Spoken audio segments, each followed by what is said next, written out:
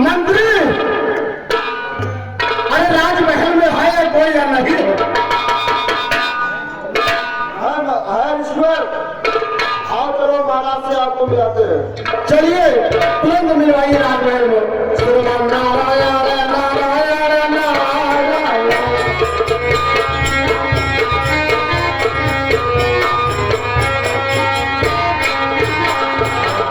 नारायण नारायण। अरे देवर्षि, आपके चरणों में मेरा अंगीकार। आयुष्मान भव भोजराज, आयुष्मान भव।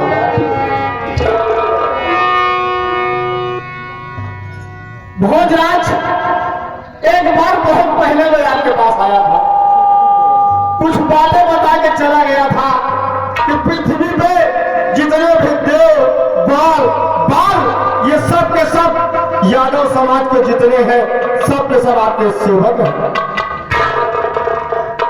मैं देख रहा हूं आप वो सब बातों का अमल नहीं किए भोजराज। अभी मैं यहां से गुजर रहा था तो हमने सोचा कि भोजराज से मिलता ही चलो। कुछ बातें हैं मेरे पास जो आपको मैं बताना चाहता हूं। देवर्षि, आप इतने दिनों के बाद आए हैं, आसन ग्रहण कीजिए। नारायण नारायण नारायण।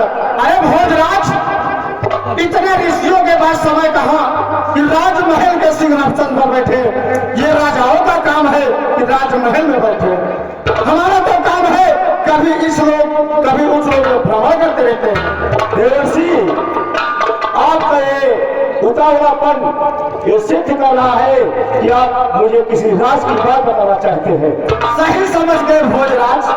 ठीक है, आप ध्यान से सुनना।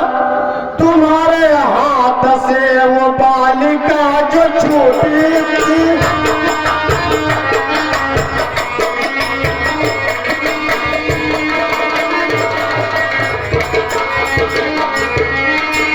तुम्हारे हाथ से वो बालिका जो छूटी थी, वो कोई और नहीं यशोदा माँ की बेटी थी।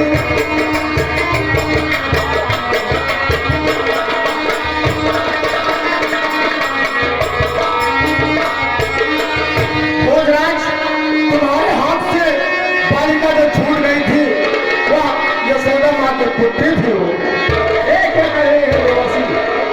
क्या ये सत्य है? झूठ बोलने से हमें क्या मिलने वाला भोजराज? और सुनिए, मैं बताता हूँ।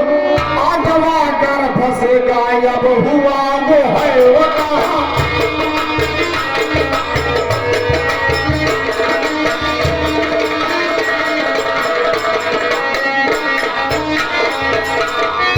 भोजराज,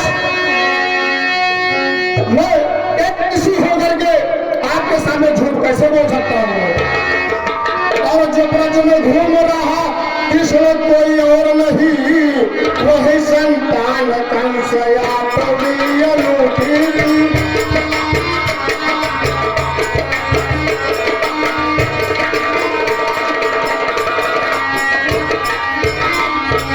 भोजराज, जो देख रहे हैं आप कृष्ण घूम रहा है ब्रज में, वही 8वीं संतान थी। क्या कहा? इसका मतलब एक बच्चे का नाम बलराम है तो दूसरे बच्चे का नाम कृष्ण है। हाँ, ऐसा ही है भोजराज। लेकिन इन भक्तों का नाम संस्कार किसके द्वारा किया गया? भोजराज, ये सब जान के आप क्या कर रहे हो? मैं सोचता हूँ ये सब आप मत जानिए, लेकिन अगर आप जिद ही कर रहे हैं तो मैं बता देता हूँ। गर्ग मुनि जी आकर के स्वयं उन बालकों का नामकरण कर गए थे।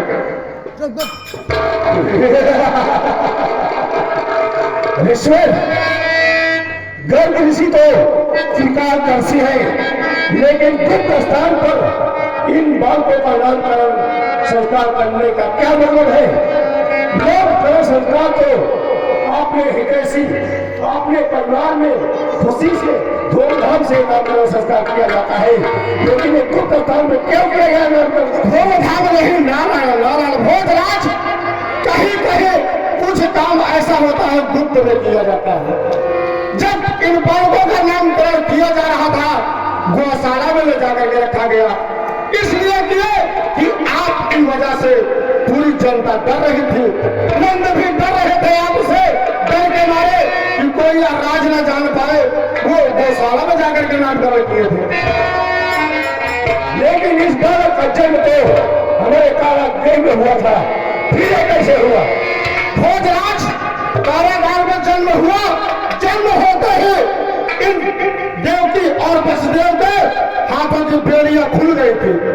वसुदेव देवकी बेड़ी मुक्त हो गए थे। बेड़ी मुक्त होते ही आपसे बचने के लिए, अपने पुत्र के बचाव के लिए उसी बालक को लेकर के रात अंधेरी में वह वासुदेव जी ने अब पानी में हिल करके अपने पुत्र को लेकर के नंद बाबा के घर चले गए थे और उनकी पुत्री उठा के आके खाने में रख दिए थे। भोजराज, वासुदेव ने ऐसा किया हमारे साथ। अरे किया वसुदेव जी ने घात मेरे साथ सही, किया वसुदेव जी ने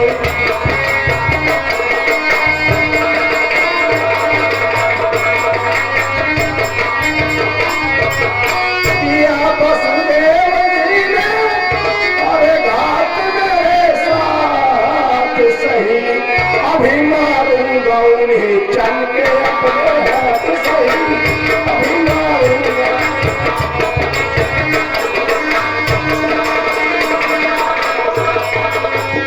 हाँ,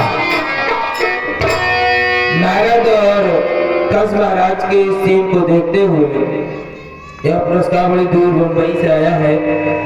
51 रुपए का हमारे चाचा श्री शंकर लाल यादव जो कि पटना के निवासी हैं, हमारी बाल लीला कमेटी उनका हार्दिक अभिनंदन एवं स्वागत करती है। नहीं नहीं भोजराज, ये कैसा आप पाप करने जा रहे हैं? ये किसी की जान मारना ये पाप का काम है। नहीं करना, नहीं ये भूल के ये पाप कोई।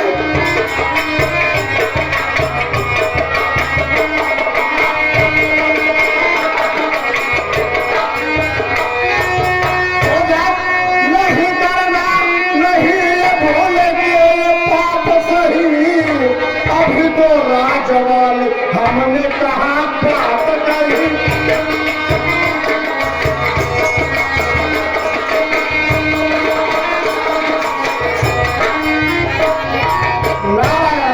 भोजराज, मैं तो कोई राज की बात आपसे नहीं किया, फिर भी आप मानने के लिए जा रहे हैं।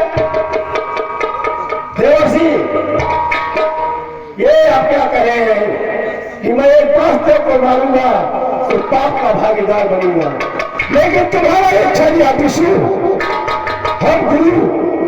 हम देवताओं के गुरु शुक्राचार्य की माता का हत्या है तुम्हारा विष्णु, तुम्हारा विष्णु हिरण्याक्ष का हत्यारा है तुम्हारा विष्णु, हिरण्यकश्यप का हत्यारा है तुम्हारा विष्णु। मैं वास्तव को मारूंगा तो पाप का भागीदार बनूंगा। भोजराज, कभी कभी लोग छोटी छोटी गलतियां करते हैं, लोग नहीं ध्यान देते। उसी प्रकार से जैसे चींटी अगर रोड पर चलती है तो लोग पैर से दबा देते हैं, लेकिन चींटी का कुछ नहीं होता। हाथियों को कौन दबाने जाता है भोजराज? लेकिन देवर से आपके ठीक की बातों से यह सिद्ध होता है विष्णु ने आपको अपना दूत बनाकर मेरे समक्ष समझौता करने के लिए भेजा है कि मैं उसके चरणों में जाकर उसके पैरों पर गिरकर उससे क्षमा याचना करूं। ये कराप नहीं हो सकता है। यदि उसने आपसे ऐसा कहा है तो उस छलिया से जाके कह देगा वो मेरे चरणों में आकर मेरे लाश समा दे, मेरे पैरों में चक्कर क्षमा याचना कर, तो हो सकता है उसी को मृत्यु में थोड़ा नरमी बनती। भोजराज, हमें आपके पास विनती करने आया हूँ क्या? मैं क्षमा याचना के लिए नहीं